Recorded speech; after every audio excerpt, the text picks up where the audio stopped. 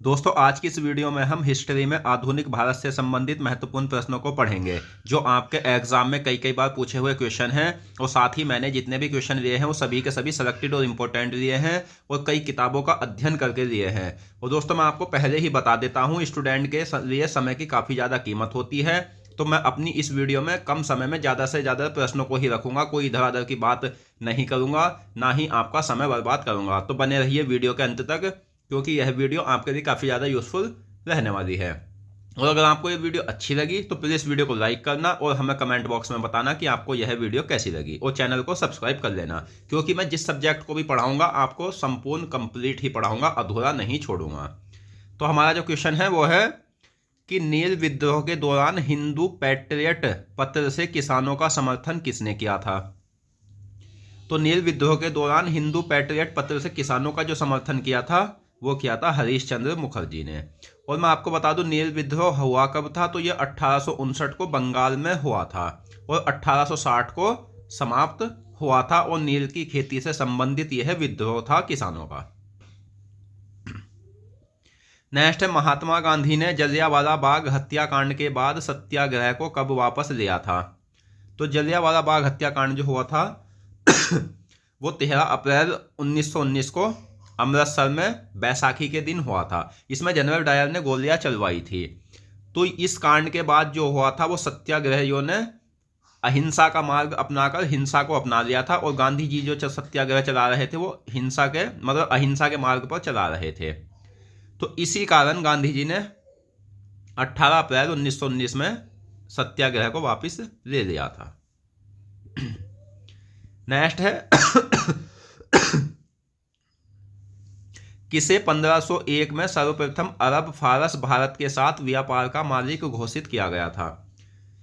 तो 1501 में सबसे पहले अरब फारस और भारत के साथ व्यापार का मालिक घोषित किया गया था पुर्तगाली को। और वो पुर्तगाली कौन सा था, तो वो था मैनुअल प्रथम। अगला क्वेश्चन है, भारतीय विदा को प्रोत्साहित करने हेतु मदरसा किसने बनवाया था। तो भारतीय विदा को प्रोत्साहित करने हेतु मदरसा बनवाया था 1781 में कोलकाता में वारेन हेस्टिंग ने। भारतीय विदा को प्रोत्साहित करने हेतु वारेन हेस्टिंग ने मदरसा कहाँ बनवाया था। तो इन्होंने जो मदरसा बनवाया था वो कोलकाता में बनवाया था। वारेन हेस्टिंग ने कोलकाता में मदरसा किस वर्ष बनवाया था। तो ये मैंने आपको अभी बताया है कि 1781 में। किसने मूर्ति पूजा जाति प्रथा की कठोरता रीति रिवाज आदि की भर्त्सना की है। तो ये की है राजा राम मोहन राय ने, जिनका जन्म 1772 में हुआ था और 1828 में इन्होंने ब्रह्मा समाज की स्थापना की थी। ब्राजील की खोज किस पुर्तगाली ने की थी। तो ब्राजील की जो खोज की थी वो की थी पेड्रो अल्वारेस कैब्रोल ने। 1781 में स्थापित कोलकाता मदरसा में किस भाषा का अध्ययन होता था। तो फारसी और अरबी भाषा का अध्ययन होता था। 29 मार्च 1857 के बाद सिपाहियों ने दोबारा प्रयोग का विरोध कब किया था, कारतूसों का प्रयोग का। तो मैं आपको बता दूं सबसे पहले 29 मार्च 1857 को कारतूसों का जो प्रयोग से मना किया था वो मंगल पांडे ने मना किया था। उसके बाद सिपाहियों ने दोबारा कब किया था, तो 6 मई 1857 में। सबसे पहले यूरोप से व्यापार के लिए भारत कौन आए थे। तो सर्वप्रथम यूरोप से भारत आए थे पुर्तगाली। अगला क्वेश्चन है, एशियाटिक सोसाइटी ऑफ बंगाल की स्थापना कहाँ हुई थी। तो एशियाटिक सोसाइटी ऑफ बंगाल की स्थापना हुई थी दोस्तों कोलकाता में। और कब हुई थी, तो 1784 में। अगला क्वेश्चन है, कोलकाता में एशियाटिक सोसाइटी की स्थापना किसने की थी। तो कोलकाता में एशियाटिक सोसाइटी की स्थापना की थी विलियम्स जोन्स ने। विलियम जोन्स ने कोलकाता में एशियाटिक सोसाइटी की स्थापना कब की थी, 1784 में। तो ऑप्शन डी आपका सही आंसर है। अगला क्वेश्चन है, एशियाटिक सोसाइटी के प्रथम अध्यक्ष कौन थे। दोस्तों जितना भी कोई हार्ड क्वेश्चन है उसे मैंने बहुत साधारण तरीके से अपनी वीडियो में बनाकर रखा है। ये क्वेश्चन देखो, अगर मैं एक साथ आपको सभी जानकारी दे देता तो आप इसे अच्छे से याद नहीं कर सकते। क्योंकि एक बात आप याद कर लेना कि थ्योरी वाइज आप किसी भी सब्जेक्ट को इतने कम समय में याद नहीं कर सकते जितनी कम समय में आप उसे ऑब्जेक्टिव याद कर लोगे। क्योंकि थ्योरी वाइज ये भी याद करना होगा और इसका आंसर भी याद करना होगा। और ऑब्जेक्टिव में क्या है इसे हमें ध्यान रखना है, ये तो हमसे एग्जाम में पूछा जाना है, हमें याद रखना है मेन ये ज्यादा। चंपारण सत्याग्रह किस खेती से जुड़ा था? तो चंपारण सत्याग्रह जो जुड़ा था ये नील की खेती से जुड़ा था। 10 मई 1857 को मेरठ की सफलता के बाद सिपाही कहां पहुंचे थे? तो 10 मई 1857 को मेरठ में 1857 की क्रांति की शुरुआत हुई थी, तो इसकी सफलता के बाद मेरठ में से ये दिल्ली पहुंचे थे। मेरठ के बाद सिपाहियों ने दिल्ली जाकर किसकी हत्या की थी? तो दिल्ली में जाकर इन्होंने कर्नल रिपले की हत्या कर दी थी। अगला क्वेश्चन है 3/20वें हिस्से में नील की खेती करना अनिवार्य बिहार में किस पद्धति के अंतर्गत आता था? तो ये आता था तिनकठिया पद्धति के अंतर्गत। भगवत गीता का अंग्रेजी में अनुवाद किसने कराया था? भगवत गीता का अंग्रेजी में अनुवाद कराया था विल्किंस ने। और विल्किंस ने भगवत गीता का अंग्रेजी में अनुवाद कब कराया था ये भी हम पढ़ेंगे। तो विल्किंस ने भगवत गीता का अंग्रेजी में अनुवाद किस वर्ष कराया था? 1784 में। तो ऑप्शन डी आपका सही आंसर है। अगला क्वेश्चन 1917 से पहले बिहार में नील की खेती से संबंधित आंदोलन कब हुआ था? तो 1917 से पहले बिहार में नील की खेती से संबंधित आंदोलन हुआ था 1908 में। नेक्स्ट है 1917 को गांधी जी को चंपारण किसने बुलाया था? तो 1917 में गांधी जी को चंपारण बुलाया था राजकुमार शुक्ल ने। 1857 के विद्रोह के दौरान बिहार का सिंह किसे कहा गया? तो बिहार का सिंह कहा गया था कुंवर सिंह को। नेक्स्ट है 1857 की क्रांति के दौरान भारत का शासक किसे घोषित किया गया था? तो 1857 की क्रांति के दौरान भारत का शासक घोषित किया गया था दोस्तों किसे? बहादुर शाह जफर को।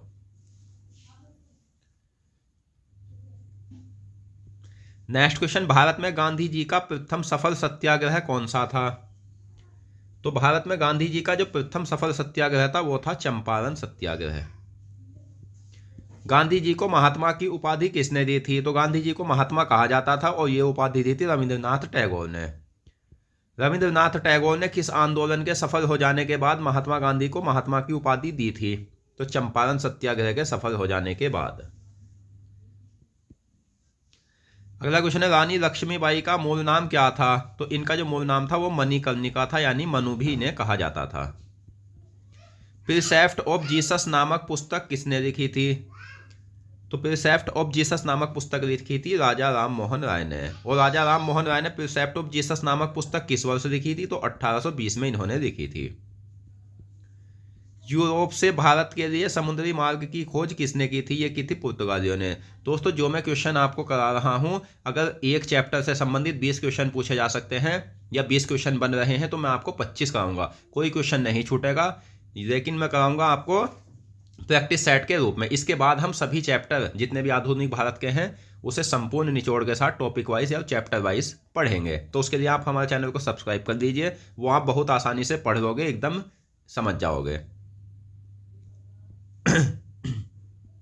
अंग्रेजों से लड़ते हुए रानी लक्ष्मीबाई की मृत्यु कहाँ हुई थी? तो इनकी मृत्यु हुई थी 18 जून 1858 में। कहाँ हुई थी? तो ग्वालियर में हुई थी।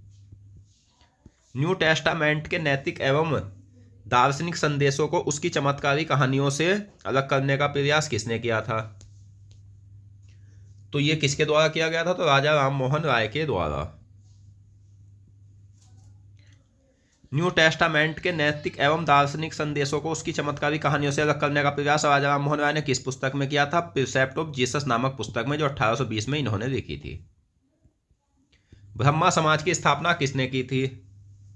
तो ब्रह्मा समाज की स्थापना किसने की थी? तो ये की थी राजा राम मोहन राय ने।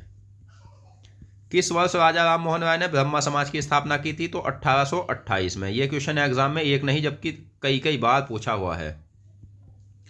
ब्रह्मा समाज को ब्रह्मा सभा भी कहा जाता था, यह भी आपको याद रखना है। हितोपदेश का अंग्रेजी में अनुवाद किसने कराया था? तो हितोपदेश का अंग्रेजी में अनुवाद कराया था विल्किंस ने। विल्किंस ने हितोपदेश का अंग्रेजी में अनुवाद कराया था, यह आपको याद रखना है। और विल्किंस ने हितोपदेश का अंग्रेजी में अनुवाद कब कराया था? तो 1787 में। चंपारण सत्याग्रह का विरोध किसने किया था? तो चंपारण सत्याग्रह का विरोध किया था NN रंगा ने। रानी लक्ष्मीबाई का जन्म कब हुआ था? रानी लक्ष्मीबाई का जो जन्म हुआ था 19 नवंबर 1835 को हुआ था, यह आपको याद रखना है। रानी लक्ष्मीबाई का जन्म कहाँ हुआ था? तो इनका जन्म हुआ था कहाँ? काशी, जो कि वाराणसी में है, और वाराणसी उत्तर प्रदेश राज्य में है। 1857 की क्रांति में इलाहाबाद में विद्रोह का नेतृत्व किसने किया था? तो इलाहाबाद में जो विद्रोह का नेतृत्व कर रहे थे वो लियाकत अली कर रहे थे। किस क्रांतिकारी का नाम रामचंद्र पांडुरंग था? तो तात्या टोपे, जो नाना साहब के सहयोगी थे, इनका नाम रामचंद्र पांडुरंग था। भारतीय स्वतंत्रता आंदोलन का सरकारी इतिहासकार कौन था? भारतीय स्वतंत्रता आंदोलन का सरकारी इतिहासकार था एन सेन। भारत में अंग्रेज किन यूरोपियों के बाद आए थे? तो भारत में अंग्रेज आए थे डचों के बाद। सबसे पहले पुर्तगाली आए थे, उसके बाद डच आए थे, फिर अंग्रेज आए थे, फिर डेनिश आए थे, फिर फ्रांसीसी आए थे। किसकी मृत्यु पर हुआरोज ने कहा था कि भारतीय विद्रोहियों में यहां सोई हुई अकेली महिला मर्द है? तो यह है रानी लक्ष्मीबाई। मध्यकाल में भारत से व्यापार संबंध स्थापित करने वाले सर्वप्रथम यूरोपियन कौन थे? तो ये थे पुर्तगाली। पुर्तगाली अल्फांसो डी अल्बुकर्क की मजार भारत में कहाँ है? तो गोवा में पुर्तगाली अल्फांसो डी अल्बुकर्क की मजार है। किस उर्दू कवि ने 1857 की क्रांति को अपनी आंखों से देखा था दिल्ली में? तो इन्होंने देखा था मिर्जा गालिब ने। किस भारतीय व्यापारी ने वास्को डी गामा का सहयोग किया था? तो वो था अहमद इब्न मजीद। तो दोस्तों, आपने इन प्रश्नों में क्या सीखा या कितने क्वेश्चन आपको समझ में आए? इन्हीं में से मैंने 2 क्वेश्चन का टेस्ट रखा है, जिसका आंसर आपको कमेंट बॉक्स में देना है। तो पहला है रानी लक्ष्मीबाई का जन्म कहाँ हुआ था, ये आंसर आपको कमेंट बॉक्स में देना है। तो दोस्तों, आज की इस वीडियो में हमने आधुनिक भारत से संबंधित महत्वपूर्ण प्रश्नों को पढ़ा, और इससे पहले भी हम काफ़ी ज़्यादा महत्वपूर्ण प्रश्नों को हम पढ़ चुके हैं, जो आप हमारे चैनल की प्लेलिस्ट पर जाकर देख सकते हो। तो मिलते हैं नेक्स्ट वीडियो में। धन्यवाद।